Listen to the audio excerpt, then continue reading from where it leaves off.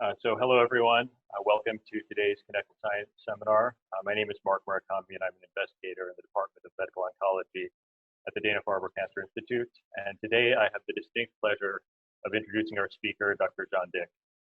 Dr. Dick joins us today from Toronto, where he is a senior scientist at the Princess Margaret Cancer Centre, a professor of molecular genetics, and the Canada Research Chair in Stem Cell Biology at the University of Toronto. He is also the director of the program in cancer stem cells at the Ontario Institute for Cancer Research.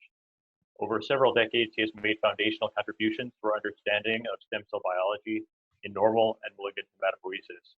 And he has generously agreed to speak to us today to present his talk entitled Relapse Fate Arises Early in the Evolution of Human AML and B-ALL.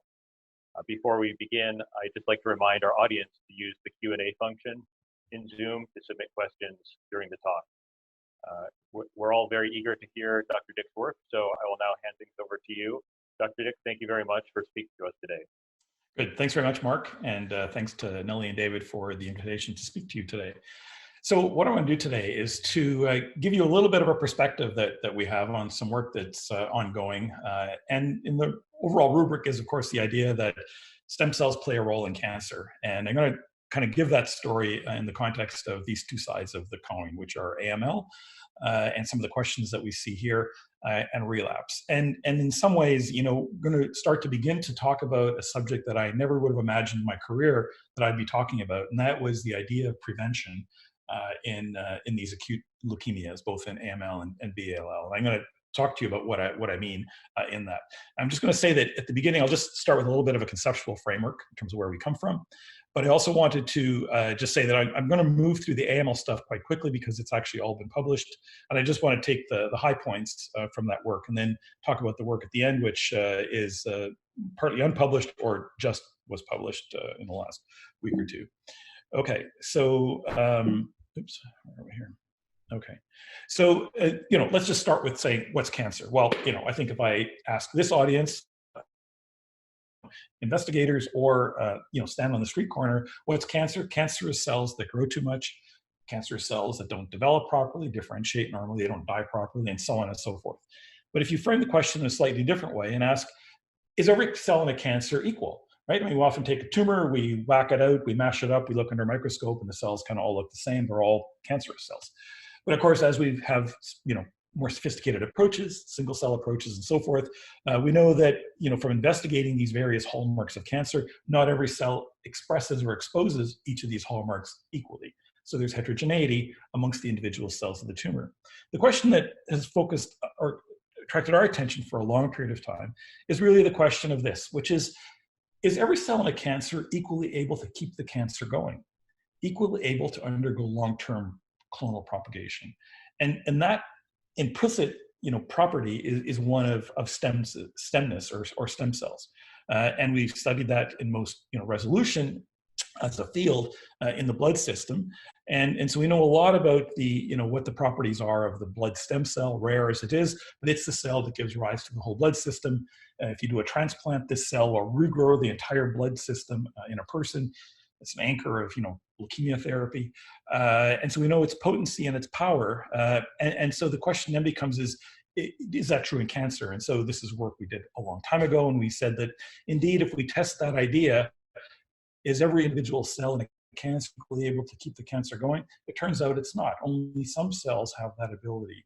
And they have properties, at least in the context of AML, which make them quite similar to normal stem cells. And so we call these, you know, leukemia stem cells. So, you know, why are we interested in these cells? Well, if you actually sort of think about it, you know, at the end of the day, the only cell that matters, you know, he says provocatively, the only cell that matters is the cell that keeps the tumor going. Because again, if I have a cell that, you know, was born today, it picks up, you know, 100 mutations tomorrow and the day after and the month after, but it dies the day after that, it's a cell that doesn't really matter. It's only the cell that, you know, propagates long-term. That becomes the unit of selection. But as I just finished indicating, of course, cancer is also a genetic disease. And so the question then becomes is, you know, how are stemness properties, stem cells, cancer stem cells, leukemia stem cells, and genetic evolution, you know, related? How do we integrate these two? And then the last sort of conceptual thing I'll say is that, we're seeing, of course, a blush of, enthusiasm around single cell approaches, rightly so. We do a lot of them ourselves. But intrinsically, we need to take care because, of course, all of the single cell approaches that we use, single cell sequencing, ATAC-seq, and so on and so forth, are properties which are intrinsically destructive, right? So if I take this cell here, this cell here, and this cell here, and this cell here, I map this very nice, progeny. But of course, what I don't know is whether this cell is a cell which is going to die the day after tomorrow, or is this a cell that's going to propagate long-term and kill the person 5 years from now? And similarly, one can, this is beautiful work from Tim Lay some years ago where they captured AML samples at diagnosis. They did a matched analysis of the relapse in the same person, and they could track the clonal architecture of the primary sample and show that one of these clones was the one that went forward and somehow survived and contributed to relapse. But what we really need to know is what is it about these cells functionally that makes them drug resistant? And I should point out, in this property of relapse, we need to monitor their regenerative capacity, right? Just having a cell survive and be in a place, isn't the important thing. The key is what does it do and why does it regrow the disease? And so functional assays matter in all of these. And at some level, functional, single cell assays are the ones that matter as we go forward. So that's the basis of how we think about moving forward. So the disease, one of the diseases we study is AML, just to point out that, this is one of those diseases, if you take all comers, this number varies in different centers and different sort of databases. It can be sort of 30% or so. This is a bit of a low number, but this is probably unarguable. And that's true that if you're older, and I should say at my age, actually younger age, the death rate is very high, right? This is like, GBM or something like that, right? It's really nasty. And unfortunately, this is a disease of aging. In other words, it's a disease diagnosed over the age of 60 more commonly than it is younger. And so the two things are interrelated. So it's a nasty disease. Now, AML, like most other cancers at diagnosis, gets some kind of a genetic analysis. We know a lot about the genetics of AML. Typically, there's, this is one of those diseases which is far different than, PDAC that we heard from other speakers in this series, or other kinds of tumors. But, there's, let's say, 4 to 5 driver mutations at diagnosis. The disease changes over time. And so, part of my talk is going to talk about, what is it about, how does the disease change between diagnosis and relapse? But of course, it also raises the question, what happens, before the person walks into the clinic? Where did these 4 or 5 mutations start? What kind of a cell? All cancer starts in a normal cell. Now, what kind of a cell is it? It doesn't matter. Is it a stem cell? Is it a progenitor? Is it a mature cell that dedifferentiates? What's the first hit? Why is it, out of the 4 or 5, what is the first hit? Why did the first hit initiate this cascade of progression? And then when did the subsequent events happen? But this has all been a black box until, very recently.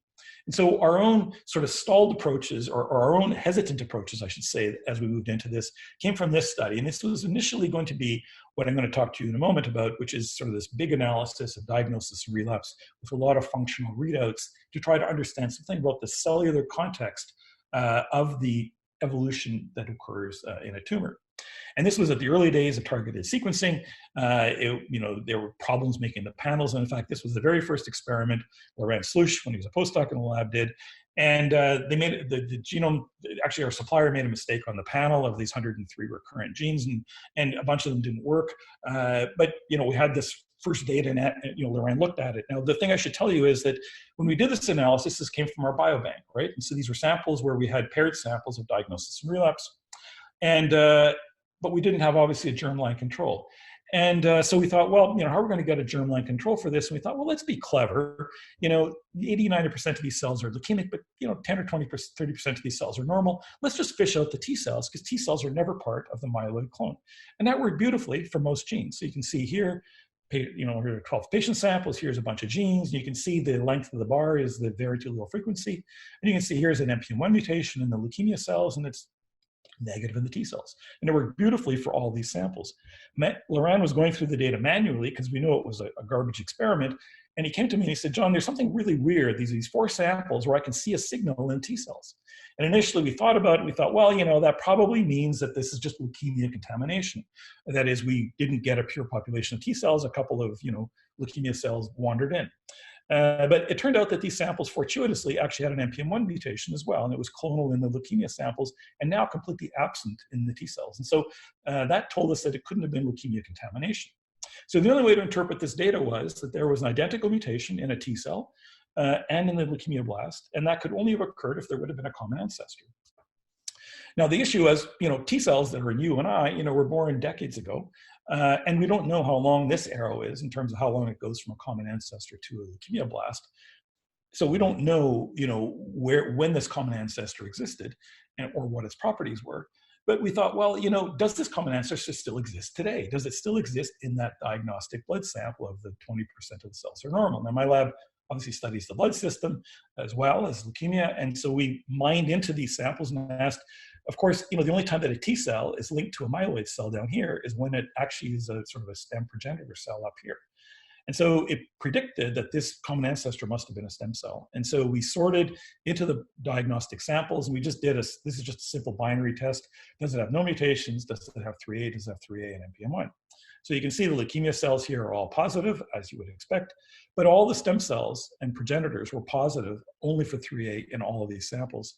And then interestingly in here, this come back in a moment, in these kind of downstream populations, it seems like we can actually find coincidence of the two mutations, arguing that this is where some kind of a cell that has some kind of a progenitor stem phenotype has also been a population of cells which captures both of the leukemic mutations, and is frankly leukemic.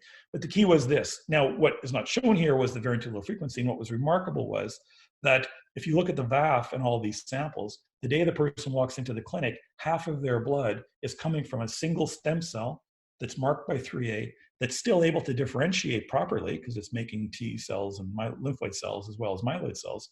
And so that, was remarkable sort of finding. And what it predicted was, and initially we were very excited about this because we said, wow, we've captured the ancestral events in leukemia.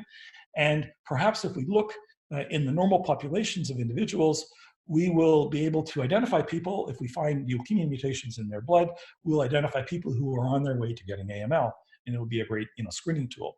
And so that was the prediction of that work. But what it did, just to summarize then, what we captured in that one sort of almost failed experiment was, in fact, the earliest steps in the leukemic process. We found out what the initiating mutation was, in this case 3A. It must have happened in a stem cell, or that's the most likely explanation. And it caused a clonal expansion of that pre-leukemic stem cell. Now, we published that in the beginning of 2014. By the end of 2014, we had these remarkable papers that went and said, oh, yes, we can find, leukemia mutations in the blood of people in the general population. And of course, these were these amazing papers. You heard about them from Ben and Ross in the series. And of course, you can see that as you age, people in their blood, healthy individuals, presumably, can capture, some of their blood is composed of stem cells that have picked up leukemic mutations. And there is an increased risk of AML, but the problem with all this work was it only captured 30,000 individuals, and there were only 5 cases of AML. So there's actually no prediction about whether or not ARCH or CHIP or whatever one calls this, I'm going to call it ARCH, is predictive for AML.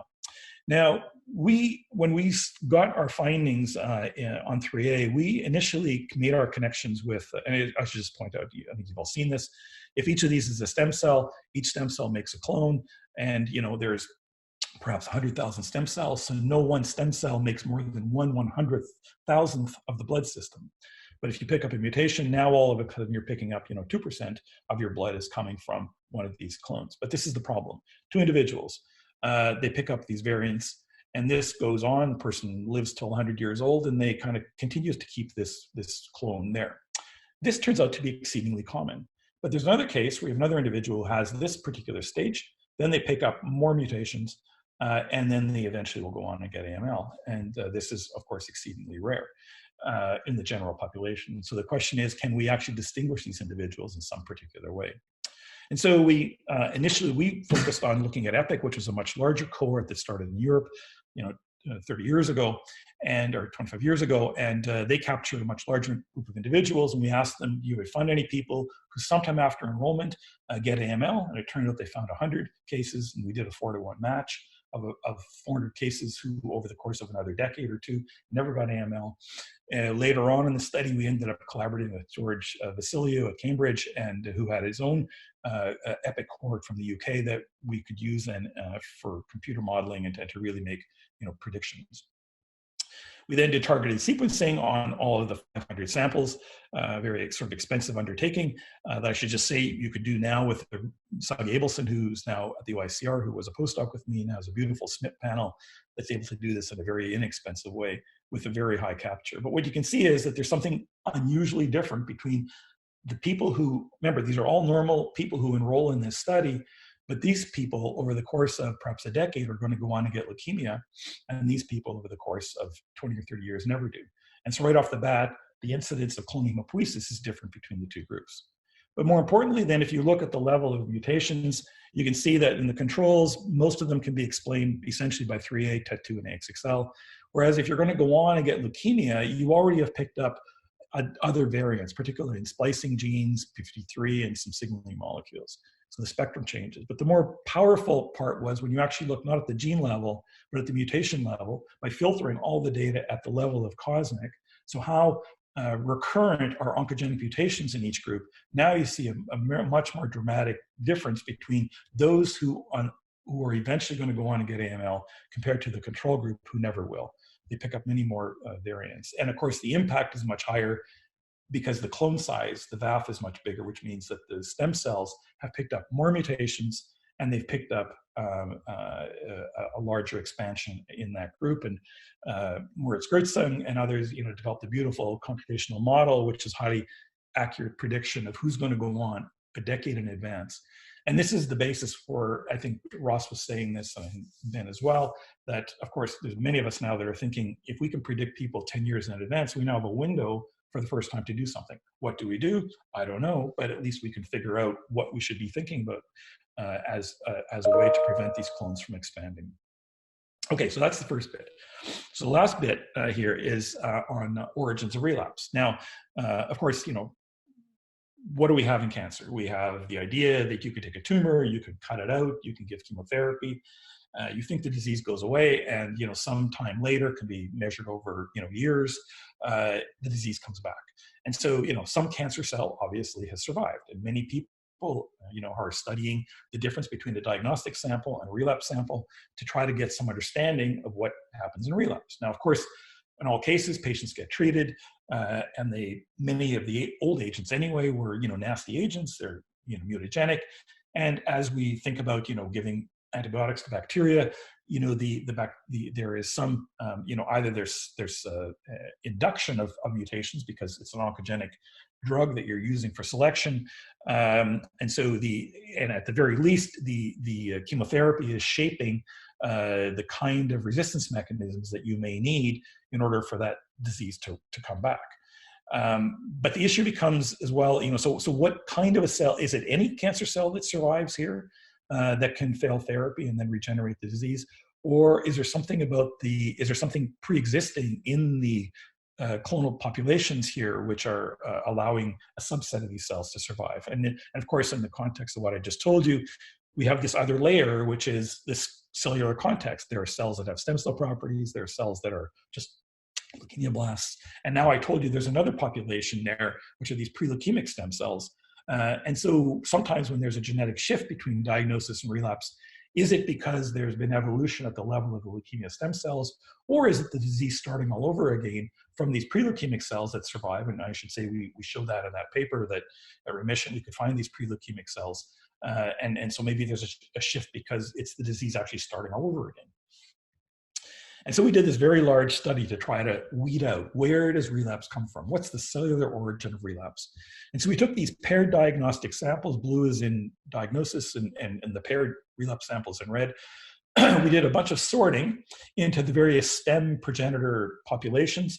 And the reason we did that was we captured these not to monitor, these are the nomenclature for normal progenitors, but we were anticipating that these were actually going to be reading out leukemia stem cell-like populations at a phenotypic level.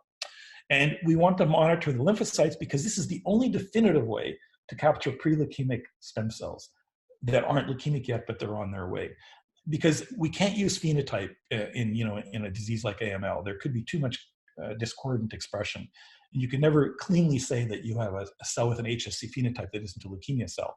But if a cell is bearing a leukemic marker and it's differentiating normally into a lymphocyte, that is sort of a definitive marker. And then, of course, we monitor the blasts. And then on the other side, because we don't have any functional marker or phenotypic markers for leukemia stem cells that are reliable, we have to go to functional studies. And so we transplanted them into mice because only leukemia stem cells initiate a graft. And we did this at kind of clonal doses, so the mice only got 1 or 2 stem cells. So it means then that the leukemia that arises in these mice is a reflection of the 1 or 2 leukemia stem cells that initiated the graft. And so by monitoring functionally the graft here, we could infer what the property is of the leukemia stem cell itself. And then we did whole genome sequencing on the diagnosis and relapse samples. And the key thing that we wanted to do was to look at the relapse-specific variants. So those are those variants which are marking some cell, which is going to be the cell that clonally expanded, and whether there was a distinct feature between the relapse one compared to the diagnostic one. And again, this is all published. I'm going to just cut to the chase and show you one piece of data. So this just happened to be 8 variants that we had picked up in this kind of an analysis that we knew were going to be relapse specific. They were clonal at relapse. And in this case, we actually couldn't find them at diagnosis. And this is digital PCR, digital droplet PCR. And this is about 1 in 1,000, 1 in 2,000 resolution. And so at that level of resolution, our selection algorithm was picking up, what was working properly. And so we asked, well, where are these relapsing variants coming from? And so we looked in the pre-leukemic cells, that is the lymphocytes, we can never find the variant here. So it doesn't look like pre-leukemic stem cells are where the origin of relapse is. But interestingly, when we look in these various progenitor type populations, there's one population here where we're actually picking up these relapsing variants. Remember, this is at diagnosis. Anything in blue here is at diagnosis. So at diagnosis, there's a minor population which is picking up, a very rare variant here. But I need to tell you that that is an incredibly rare population in and of itself. This is clearly a 1 in, this cell here is a 1 in 10 million cell that's there the day the person walks into the clinic that's going to kill them. But it's lying buried. And so, we would have a hard time finding this in any kind of simplistic single cell genomic approaches that are being applied today. We could get it because we knew where we were looking in terms of the phenotype. And then the other interesting thing was that when we take these diagnostic samples and transplant them into mice, it turns out the mice, for whatever reason, are capturing this rare, phenotypic leukemia stem cell, we think, are actually propagating, not the clone which is dominant at diagnosis, but what they're propagating is this rare variant which is going to kill you.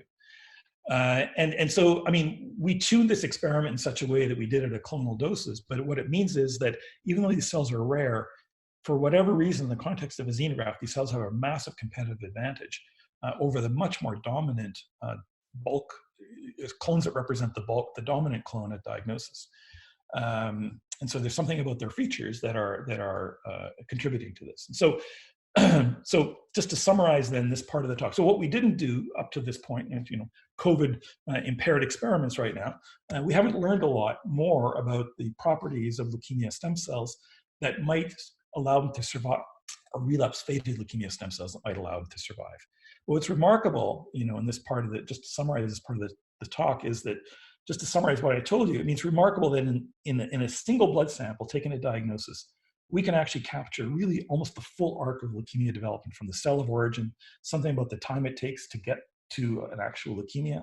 The evolutionary steps that have led to some kind of a relapse-faded clone have lain buried in the leukemia stem cells. And this has led to the recognition that there are these relapse-faded clones. We call them relapse-originating primitive, relapse-originating committed. It just happens that in different samples have different kinds of cellular contexts within which the relapse-faded cells are lying. Subject to a different conversation. It's all lying in these 3 papers. But what I said was, what we didn't do in that study was we didn't learn anything about function. And so this is what I want to talk to you about now. So just turn to BALL. BALL is a different beast than AML. I'm not entirely certain that BALL actually has leukemia stem cells. It has a leukemic initiating population, but we've never been able to isolate a prospectively distinct population of cells. It could be a more stochastic property that these cells are acquiring. But we did a very similar analysis, and this is largely the work of a single amazing grad student who's now in her third year of medicine. And it was work that we did in collaboration with Charles, long-standing collaborations that we've had with him over many courses of time. And so in this study, one of the things that came out of this study and a prior one that we had done on transplanting Ph-positive BALL into mice was the recognition that we needed to take care on the competitive behaviors of these leukemic initiating cells. In other words, what we showed in that earlier Ph-positive study was that we could capture ancestral cells if we went down to clonal doses. In other words, as long as you had large numbers of the dominant clone, they always swamped out. When you went down to clonal doses, you could occasionally pick up mice that had captured ancestral clones. And so that got us into the idea that what we needed to do is to capture, clonal variants at the level of leukemic initiating cells. We needed to do this across multiple doses. And what we did was, for all of the 14 samples we did in the study, we initially figured out what the leukemic initiating dose was. And I should tell you, in some cases, it was 1 in 5,000 cells. In other cases, it was 1 in 50 cells. So BLL is one of those cases where some samples will grow exceedingly well in mice. These are primary diagnostic samples. So what we did is we bracketed the LDA, the limiting dose, by 4 logs. So we went to clonal doses and then 4 logs higher than that. And that's why we ended up transplanting 1,000 mice, of which 60% of them are engrafted.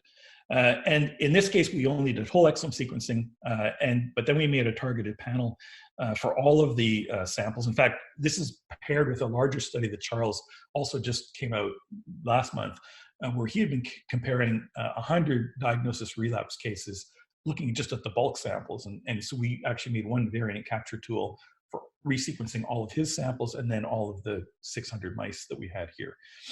And so we did a lot of genetic analysis, which I'll show you about. But the key was here we could then begin to do functional studies, because what we had, as you'll see, is we had isolated subclones in individual mice, and that allowed us to propagate them and to do a bunch of other functional studies. And so now we have a better understanding of the whys of this is happening. So just to orient you, we had 14 samples, 6 of them were adult, 8 of them were pediatric, variable time to relapse, some relapsed early, some relapsed exceedingly late. And then this is just the orientation. So you'll see a few graphs like this. So at this end this is the bulk sample at diagnosis, peripheral blood sample. This is the bulk peripheral blood sample at relapse. These are a bunch of xenografts. They're ordered largely from high dose to clonal doses down here. And what you can see is that there's a bunch of variants here which are clonal in the bulk sample, they're clonal in the mice, they're clonal at relapse. This is like, think of it as the trunk of the tree. So these are 10 variants which build the trunk of the tree, of the evolutionary tree. They're preserved. And then there's a bunch of samples here which are clonal in the bulk sample at diagnosis. You never see them at relapse. But you can see the mice have captured some of these clones. And those are called diagnosis specific. But then you can see that there are other samples here which are either very low, as I'll show in a moment, almost even undetectable in the bulk sample at diagnosis. I should say this is with about 350x deep targeted resequencing. But you can see that the mice are capturing and becoming clonal, even though they're very minor here. Some mice have captured some of these clones. But in all cases, these clones become clonal at relapse. And so we call them latent clones because they are clones which have some, they're there, they've evolved, but they have some ability to survive therapy. And then there's other clones down here, which we never see them at diagnosis. We never see them in the mice, and we only see them at relapse at varying variant allele frequencies. And we think this is further evolution. And so this is just another case. This is just one of these cases. And I should tell you then that, so here's another case. So here are the clonal doses up here. Here are the ones that are diagnosis specific. And then here are the ones which are not seen in the diagnostic sample at this level of resolution. They're almost clonal at relapse. But you can see that there are mice, there are mice that are picking these guys up. And so this is a diagnostic sample that has picked up an ancestral clone, which is fated to cause relapse. And so we call these DRIs. I'm going to use that terminology, diagnosis relapse initiating subclones. And because we have these in mice, we can then propagate them and study their properties. And so one of the things that we did was that we wanted to look at the evolutionary dynamics and trajectories in these samples. And like many people, you can take the bulk sample, and you can use in silico projections of subclonal evolution. There's a lot of tools. In fact, Quade Morris, who was our collaborator in this study, was one of the people who developed some of these tools for carrying out clonality studies in bulk analysis.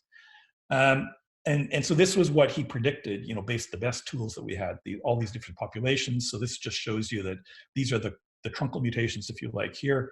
And then these are the ones that are just diagnosis specific. And then these are the ones then that go on and become, relapse specific. And this one has some prevalence, you see the light blue here, at diagnosis. And so that's why we have a few mice. But you can see then that if you then project the xenografts on top of this, you can capture much more resolution, particularly at this junction here. So this E box is actually broken up into 3 populations. This G box is broken up into 9 populations.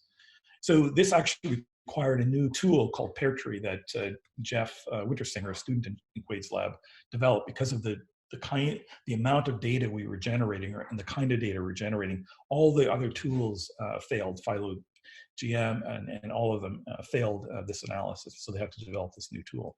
And this is just an example. So here's this population 5 that defines this breakpoint. And you can see it's very minor in the bulk sample, but you can see it's very competitive in the mice. It's captured in all of the diagnosis xenografts.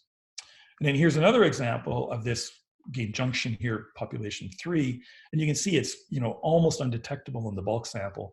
Most mice don't pick it up, but there's a couple of mice here where it becomes clonal, and then it becomes then this the archetype of a DRI. What is it about this subclone that is allowing it to survive? And this is just a beautiful example of 17 populations and how well or the enhancement that the xenografts are giving as a way to capture the evolutionary dynamics in these samples, particularly in the context of the relapsing, the ones that go on and evolve even further at the relapsing sample. Okay, so that's just the evolutionary dynamics. This is just a phylogenetic tree, just looking at genetic identity. And I just want to point out the mice that we're using for our subsequent studies. So again, here's a bunch of xenografts that look like the bulk sample at diagnosis genetically. Here's a bunch of xenografts that look like the bulk genetically are more similar to the bulk sample at relapse. But you can see at diagnosis, there's a couple of xenografts here that are genetically partway between this axis and this axis. And so we have these mice here with the circles on them, and I did functional studies to see what is it about these cells. And so just another way to point out here is, so this is the truncal mutations. This is the branch that gives the dominant clone. This is what gets you into the clinic, right? This is what is you'll see if you just do a blood sample. This is what grows back after relapse, after exposed, in this case, 3 years of chemotherapy. This was a child. And many studies have looked at the differences between that and that. These cells are resistant to chemotherapy. These cells are sensitive to chemotherapy. These have a bunch of mutations. Some of them are going to be, resistance mutations, NT5C and other ones. And because they've been shaped by chemotherapy. But what I really want to know is, why did this little branch here, what is it about it? What is it about it that causes these cells to survive and to regenerate the disease? And I'm not going to get it by studying this versus this. I need to study this in isolation from everything else. But we have that in the mice. And so the first thing we have to do was, what about their drug sensitivity? And so we took these known samples, we retried them, leukemia established after a couple of months. Then we treated them with these drugs. These are the drugs that we use clinically, individually, just to see what their response was to these individual drugs. And this is just a summary of the data. And so just to orient you, each dot is a mouse. And this is the amount of suppression of the diagnostic blue samples in face of dexamethasone. This is the amount of suppression in the face of L-asparaginase. This is the amount of suppression of the diagnostic sample with incretin, sensitive to all 3 drugs. Here's relapse, resistant to dexamethasone, resistant to L-asparaginase, resistant to vincristine. Great. Now let's look at that mouse in the middle. The genetically is sort of partway between mouse 7. It's generally sensitive to dexamethasone, completely resistant to L-asparaginase, completely resistant to vincristine. So the day that the kid walked into the clinic, was lurking this minor clone and was already partially drug resistant to 2 out of 3 drugs that they're eventually going to get as part of their therapy. And so we want to know, what is it about these cells that is underlying this functional, these functional properties. And so we had 4 of them here that we could study in more detail. Some of them were adults, some were pediatric, and we captured 4 subclones that represented the dominant clone 4 that represented the DRI, and 4 that represented the relapse for each of these patient samples. And we wanted to know, is there anything about their gene expression programs that underlies these features of resistance or regeneration? And so we did this analysis, and initially when we just looked at we wanted to look at, is there anything common amongst these patients? And I should just tell you, remember, these are adult, they have different drivers and so forth. If you just look at gene expression and ask, is there anything different between the DRIs of all of them compared to the diagnosis? The answer is there's about 20 genes that are different, and so not a whole lot. But we worked with Gary Bader, and Gary's a great colleague in bioinformatic analysis. And one of the things we thought about was, well, okay, so gene expression differences are one thing, but because there's such different genetic samples. But what about if we look at pathways? Pathways should be a more sensitive way to filter out whether there are pathways rather than individual genes that are different, or there are pathways that are distinct between the diagnosis and the DRI, between the DRI and the relapsing sample. And so that's what we did. Carried out that analysis. And what you can see is we captured samples which are distinct in the DRIs only, or they're in the DRIs and then they continue to be enriched in the relapse. And then there's other ones which are present in the relapsing samples. And if you look at them, one of the things we did was we just looked down in here. Or let's look at the patient sample. If you look at the patient sample and you look at these genes, what we did is we did a GSVA for all the known, this is 15 populations of blood, stem and progenitor, and mature lineages that we then ran and just asked, by this GSVA, what do these leukemia samples look like? And as expected, the diagnostic sample looks like a B cell. That's all it looks like. But interestingly, at relapse, it looks much less B cell identity, and interestingly, has picked up a stemness signature. In fact, a signature that's typically seen in a long-term hematopoietic stem cell, which was very odd. And if you look in our this was just St. Jude data. This was our own PMH data, which is smaller. But these are the mice. So these are the DRI samples. So the diagnostic samples is all B cell, much lower in the DRI and even lower in the relapse. But interestingly, even in the DRIs, those minor clones, genetically, they're just faded, but they've already captured a strong stemness signature. Okay, so what are the other pathways? Well, the pathways that come up in the DRIs are unfolded protein response, MYC targets, some metabolism, epigenetic silencing. If you look at what those are, you can see epigenetic silencing, you can see the whole mass of histone genes are already dysregulated in the DRIs. They continue on in the relapse, but they're not at all in the diagnostic sample. Here's the UPR, unfolded protein response, stress signaling. Again, large components of the stress signaling pathway are upregulated in the DRIs compared to the diagnostic sample. If you look at in the samples which are in the DRIs and in relapse, what struck us was metabolism. Mitochondrial amino acid metabolism, translation, again, proteasome stress signaling, TORC signaling, but mitochondrial translation. And a key pathway, this is just to show you, the components of the pathways, large components of the pathway are coming up in the DRIs. OXPHOS, nobody would have predicted that OXPHOS and mitochondrial translation, because if you look in, you just look in a blood sample of a BALL sample, this is what they look like. But if you capture them and look at these isolated subclones, you can see these minor, dysregulated metabolism and wiring are coming out in these samples. If you look at the relapse, these cells are wired to grow, right? They're just, their whole cell cycle, their whole metabolism here is wired to propagate these rapidly growing cells.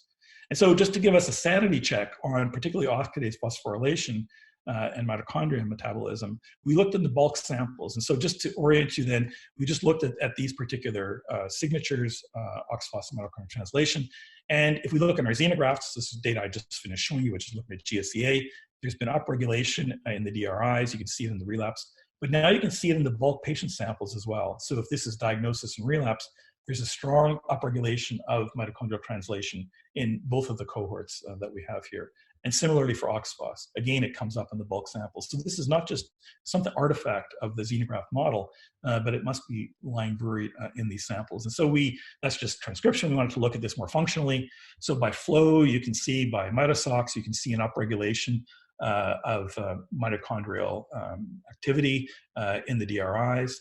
Interestingly, so remember when OXPHOS goes up, you would expect to get a lot more ROS. But interestingly, ROS is going down, which you're measuring here by CytoROS.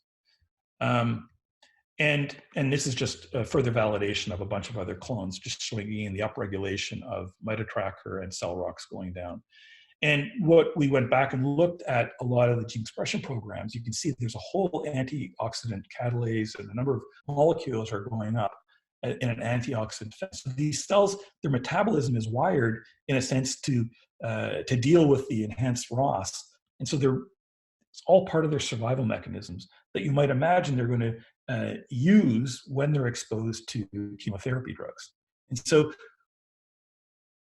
what that us was that, there's been no work on this on BLL, but there's been a lot of work on this on AML, and some of it's from my colleagues, Stephen Chen and Aaron Schimmer on my floor, and they've done a lot of work on mitochondrial translation in AML, and Aaron in particular has brought a number of molecules forward into phase 1 clinical trial based on this focus on mitochondria metabolism. And so we basically reasoned to ourselves, well, if these BLL subclones, these DRIs, have increased OXPHOS, they should be more sensitive to perturbations of mitochondrial translation. And so there's a drug that Aaron developed some years ago called tigecycline. And if this is our very first pass at this data, and got it, just before COVID struck. But this is just for short-term exposure. So 48-hour exposure to tigecycline in vitro at these subclones. So comparing the diagnosis subclone, the DRI, and the relapse. And you can see, as predicted, when these cells are exposed, these cells are not touched at all. That's why these drugs have never been thought about or used in BLL. But it turns out that they seem to be targeting these DRI subclones. So substantiating the prediction that we made. And then the other drug, ONC201, is CLIP-P is a protease that's involved in mitochondrial degradation of respiratory proteins. They just help to, clean up the mitochondria. And so there's a drug that targets that. There's ONC201 drug, and again, targeting mitochondrial with the second drug also targets 2 samples here where they're targeting the DRIs compared to the diagnostic clone. So it looks like OXPHOS is going to be a strategy that these cells are using to survive these cells. Now, the other one that caught our attention is, of course, the unfolded protein response and more broadly, proteostatic stress signaling. And you can see that there's a strong enrichment of unfolded protein response in the DRIs compared to the diagnosis sample. And so what caught our attention, of course, was that this is a pathway that we had stumbled onto some years ago as being dysregulated in a stem cell specific way. Work that Peter Van Galen, who did that work originally as a student in my lab, and we followed that up in a leukemia model.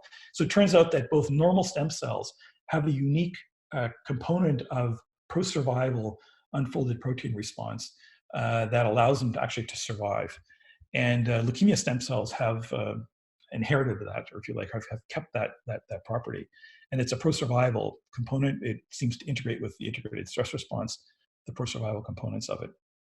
And so just to orient you, so this is just, again, very early experiments, NOM6, but you can see that, this is just treating these cells with vincristine, asparagine, dexamethasone, the combo. You can see, obviously, we're targeting this particular BLL cell line.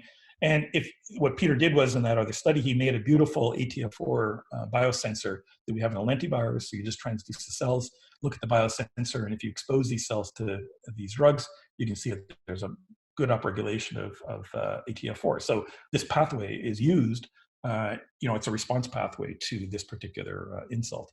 And interestingly, if you disable ATF4 in these cells, the cells basically die. You can't even maintain them. This is not even the face of drug therapy. So this is a highly wired survival pathway in these cells.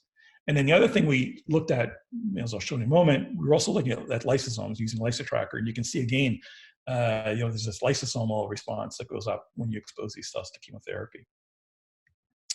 And what got our attention was that Laura Garcia-Pratt, who's a postdoc in the lab, has been looking at sort of the stress signaling broadly in normal stem cells and leukemia stem cells, and now in BALL. And we had, of course, done this work on the UPR system.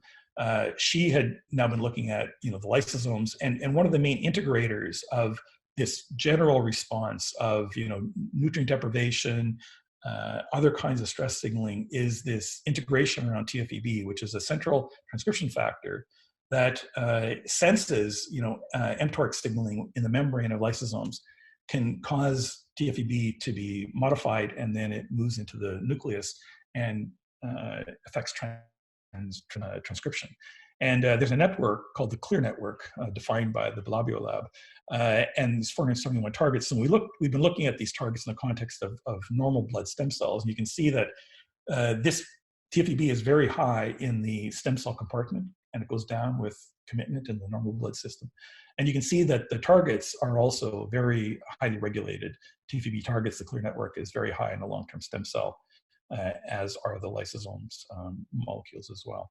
And so we looked in our DRIs, and what she showed was that, in fact, the DRIs, as predicted from all the data I just finished showing you, actually is very highly enriched for the CLEAR networks of the targets of TFEB. And in fact, you can see it also in the relapsing samples as well. And if you just look at the levels of TFEB, the levels actually increase as well. So the targets are up, the levels are up as you move down this projection. So we think that this is a very important, axis of survival and a central regulator of survival that these cells have adopted or adapted as part of part of the reasons why they survive. What's nice about this, of course, this raises a number of targets therapeutically, because then there's a vulnerability for these cells in order of targeting some of this. And so that's, again, COVID delayed research right now. And let me just finish off in the last few minutes, the last little bit of the talk.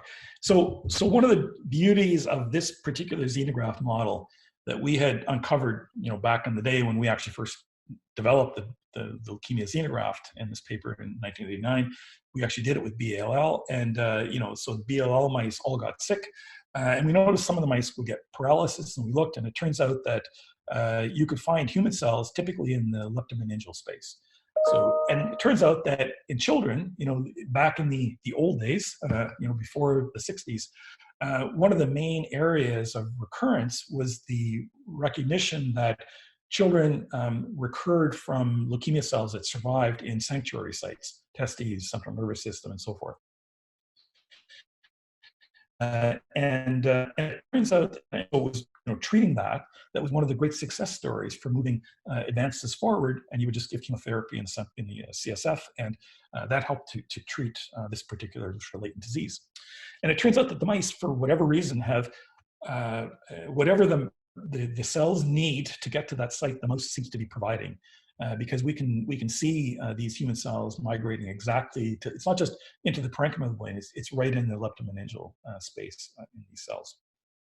And so when we were looking at the data I just finished showing you, we were looking at, the data I showed you was on the bone marrow and so forth, but actually we captured the brains in a lot of these mice. And so we wanted to look at the genetic identity of the brain. And here's an example. Again, these are the truncal mutations, the diagnosis, truncal mutations to relapse. You can see them in all the xenografts. And the xenografts, we happen to have some xenografts that got, leukemia growing in the marrow spaces, but they also got central nervous system involvement.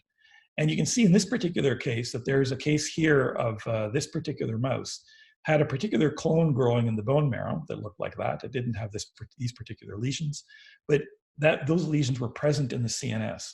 Now, what are those lesions? Those are two variants here that happen to be clonal in relapse. So this mouse got two clones. One clone went to the bone marrow and grew there, and another subclone went to the CNS. And the subclone that went to the CNS is the subclone that killed the patient, later on here. And so that was, very interesting. And we're very interested in studying the evolutionary dynamics and what the selection pressures are. But we also had other cases like this, where the clone growing in the CNS was actually very similar to the clone growing in the bone marrow. So we had genetic disparity, but we also had genetic identity as well between the CNS and the marrow. And so we noticed this, and in particular by computational analysis, we ended up focusing on three cases. I'm actually only showing you two here, but three cases that all were MLL fusions. And we looked at them because there was no genetic difference between the CNS and the bone marrow.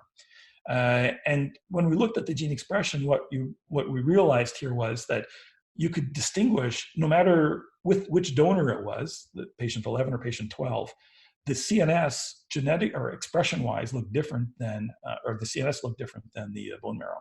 And so even though they were genetically identical, it looked like there was some difference in their by being exposed to these other sites or by growing in the other site. And so we then did a bunch of analysis on these samples and asked what kind of pathways.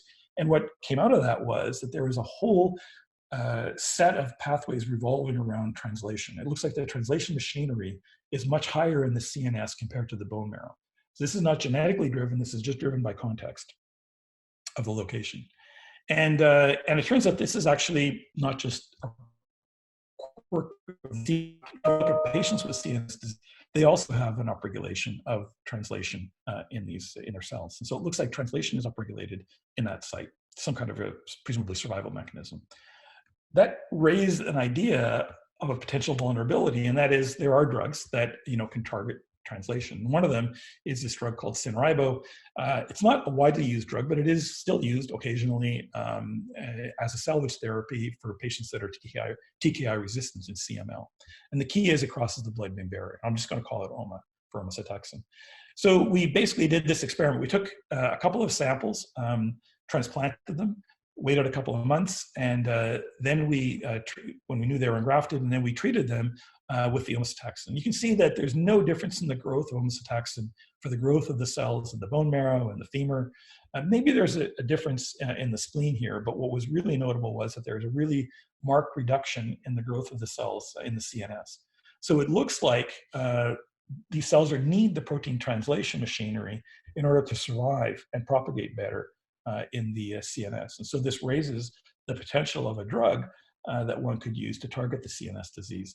And as you all know, targeting CNS disease in children can have a number of ongoing sequelae, because if some of them are nasty drugs that get into the brain, they affect brain stem cells and they can affect IQ and a number of other things. And so there's increased need for better therapies to target CNS disease.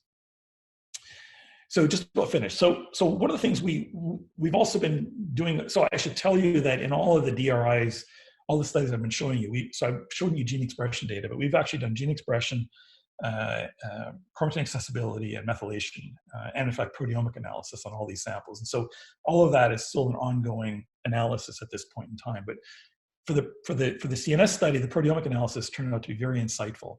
And so there's a whole set of pathways that are distinct between bone marrow and CNS. Some of them are shown here. But we filtered the data in another way, and that was we said, okay, let's look at, can we find those proteins that must be translated to a higher extent in the brain than because there's increased translation in those cells. So what are those proteins? And so we basically said, well, let's look at all those genes where there's no difference in mRNA levels between bone marrow and CNS, but there are differences in levels in their proteins. And so this is the much smaller set of pathways come up. But the one that caught our attention was this one down here, which was complement cascades. And the reason it caught our attention was around the time we got this data, there was this paper published from the Massaguet lab where they had been looking at breast metastasis into, again, the leptomeningeal space. And what they uncovered was this axis where the tumor cells, the complement on the tumor cells is interacting with the receptor in the cortical plexus that allows these cells to pass through the blood-brain barrier and to propagate in this particular site. And they had established this, validated it, and came up with a drug that targets this pathway to show that this is actually true in breast cancer. And so we got that drug in our studies here, did exactly the same experiment. We propagated the BLLs in mice, and then this time again, not treating with omacetuxin, but this time we treated them with the C3 agonist. And that's the agonist there. And again, you can see there's no difference in growth. And now we have 3 samples that we're propagating here. No difference in the bone marrow sites, no difference in the spleen. You can see that there is a modest reduction, but it's certainly significant of reduction. And we don't know a lot about the property of this particular drug. It's not the greatest drug. But the point is that it looks like, again, this pathway must be important for these cells to propagate into the CNS sites, because it looks like if you perturb it, you can reduce the growth. And then finally, it turns out there's an agonist for this pathway. And so we did the same experiment. This time we threw the agonist on, and you can see no difference in the growth of these particular sites. But interestingly, with the agonist, we now see an increased propagation in the CNS of these cells, or increased growth in the cells. So arguing that, in fact, this axis might well be relevant for this. Obviously, there's other experiments we need to do, genetic perturbation, other ones to go forward with. So just to summarize then my talk, I think I'm reaching the end, is that, by studying the subclonal architecture and by focusing on the propagating cells, what we've, I think, established is that if for all of these samples, well, all except I think 10 out of 14, so in 2 or 3 of those cases, there was no difference between the diagnostic clone and the relapse clone. It was just ongoing evolution. But in 10 out of 14, it was a minor clone was present. It was pre-existing. It had drug tolerance, and it has distinct epigenetic and metabolic properties that allow these cells to survive. And they're anchored around stemness. I kind of alluded to it, but it could be a subject of another conversation. We've actually uncovered a large axis of properties that underlie stemness in a normal context. And it turns out that many of these properties of stemness revolve around, distinct regulation of cell cycle. And I should say none of these cells are cycling, but these cells are actually between a dormant and a more activated or poised state. And in leukemia context, a lot of these are actually in the poised state. They look like a poised stem cell, not a dormant stem cell. And then there are these other metabolic properties, proteostatic stress signaling and so forth, that are wired into these cells. And it turns out that they're convergent. We see them in normal stem cells. We see them in AML stem cells. We see them in these DRIs. And I should tell you, we have a program grant with Peter Dirks, who works in GBM, so GBM stem cells. Catherine O'Brien works in colon cancer and has a drug-tolerant persister population. And when we run a program grant together that I lead, and we have been able to compare a lot of our signatures, and it turns out that there's a convergence of these core stemness signatures across all of these tumors. And I think that this represents kind of a convergent, there's many ways for a cell to become a cancer cell, but if they have to converge on perturbing stemness, there's many less ways for a cell to do that. And I think there's a convergence that we're seeing in all of these properties. So just to summarize, I think everything I just finished saying, a lot of what I told you is actually not particularly a good news story, right? You have, Darwinian branching evolution wired for robustness. It's lying buried in stem cells, which have their own properties that allow them to survive. And that's going to make them really hard to target after the disease arises. Maybe we have some vulnerabilities, as I pointed to at the very end here, with metabolism and other features. But the other opportunity, I think, is that it offers the way that we can target the disease before it arises, or we could target the relapse disease before it arises, between diagnosis and relapse, by finding the relapse-fated subclones and targeting them in the way that I finished mentioning to you. So just to finish then, I think I tried to allude to most of the work. The work on the CNS was done by Rob Vanner, a great MD PhD, and Steph Lara Garcia-Pratt did the work on the proteostatic stress signaling. I've acknowledged Quaid and Jeff, and of course the earlier work on BALL was done with Amanda Mitchell and Lorenz Slush, and Segi Abelson did the work on the pre-leukemic. So thanks very much, everybody. All right, thanks for that outstanding and very illuminating talk, Dr. Dick. I think we have time for just a couple of questions. We got a number of very excellent ones in the Q&A, and so we'll have time for just a couple.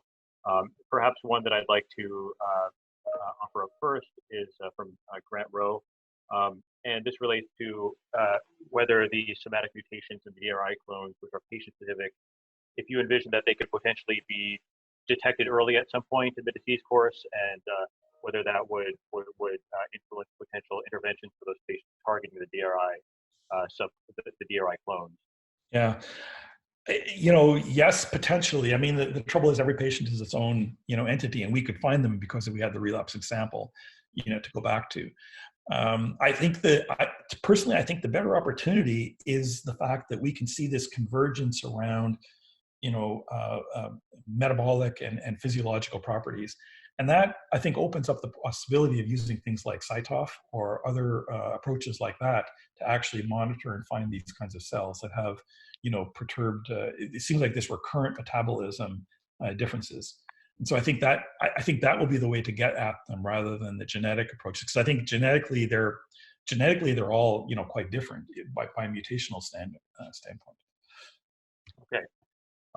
Another question that I think synthesizes a couple of other questions that I think is of great interest is whether you think the functional properties of the DRI clones are static or dynamic. In other words, why do you think some of these clones that are fated to drive relapse actually have better engraftment and expansion and competitive advantage in the mice, And likewise, are these similar to the properties that you think allow these clones to transit through MRD? Because engraftment in the mice and persistence seem like they might be somewhat distinct. Yeah. So just wanted to get your thoughts on that. Well, so we've spent a lot of time, wondering about that, because it's really odd, right? You take these cells and put them in a mouse. How abnormal is that? And you can find them. I mean, so what happens, right? So in a person, you have evolution happening. That part is absolutely clear. But of course, there are selection forces in the person, and they could be, you could have a cell evolving, perhaps in a really, deprived environment. It's surviving just barely, but it's surviving, and that's what's kind of enforcing the survival, metabolism or metabolic properties and transcriptional properties that are allowing it to survive, because it's evolving in some kind of a deprived area. The other thing that's happening, of course, is that there's an immune system in that person, and so you have to do two things to make a cancer cell, right? You need to dysregulate your internal wiring so you grow abnormally, and you need to find a way to escape the immune system. So you can imagine you have the truncal mutations, and then finally some cell figures out a way to escape the immune system, it becomes the dominant clone. The other guys are still evolving. They haven't maybe been eradicated, but they're still being controlled by the immune system. We take them and put them in a mouse. The mouse has no immune system. And so that clearly is a possibility, right? So it's just immune regulation. That's why we're seeing it. But the fact that they're so competitive against the other subclones, I think tells us something more about the context within which they evolved and the basis of their intrinsic properties. So that's, I'm waving my hands because that's the only really explanation that I have. The fact that as I sort of alluded to at the end, that we are seeing these signatures coming up in multiple, different leukemias, multiple sort of contexts, GBM, drug tolerant persister states, and so forth, I think tells us that you could probably get to this state in multiple ways, right? So perhaps sometimes you can get to this sort of stemness state by these extrinsic cues and signals, and other cases you're getting there genetically, or through the action of a hierarchical system. But anyway, so that's really a non-answer to but just what's thinking off the top of my head. All right, well, yeah, thank you for clarifying those questions, and thank you for the outstanding talk. We really appreciate it. I think that for all of the questions that were submitted, we'll have to take those offline and address those afterwards. But thank you again, Dr. Dick. I'd also like to take this opportunity to acknowledge the Dana-Farber Harvard Cancer Center and the Leukemia Lymphoma Society for supporting this lecture series. Thanks to everyone in the audience for joining us today and contributing those questions. And I just wanted to remind everyone that there will be no talk tomorrow on April 22nd, but we will resume on this Thursday, April 23rd with Dr. Timothy Rebick, and on Friday, April 24th with Dr. Nick Haining. And so we'll look forward to seeing you back on Thursday. And in the meantime, please be well and stay healthy.